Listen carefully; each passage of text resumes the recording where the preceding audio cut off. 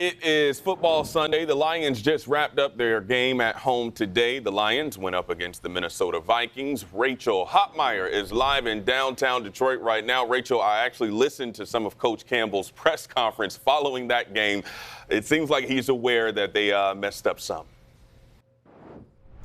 Yeah, Terrell, and Campbell will take a lot of the brunt of that intentionally. He does say that it's on him for not getting this team prepared coming out of the bye. Instead of looking rested and refreshed, they looked woefully unprepared and unorganized in all three phases of the game. I don't disagree with him when he says they haven't looked this disjointed in quite a while. Offensively, they couldn't make anything happen on third down, let alone succeeding moving the chains in the first and second attempts. On defense, third down was a struggle too, and that's an area they really needed to improve on. They also handed the Vikings some 5 first downs based off penalties alone. J.J. McCarthy, Michigan alum, got to come up in here and take his second NFC North victory on the road. Here's what head coach Dan Campbell had to say.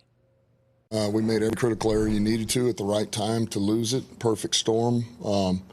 You know, when you don't play well in all three phases, that falls on the head coach. That's me. So I did not have them ready coming out of a bye. You know, we weren't. We made too many critical errors, man. Some of our discipline, the penalties, caught up to us. We just, man, there were some things we were out of sync. We'd never looked comfortable. You know, and we just didn't make enough plays.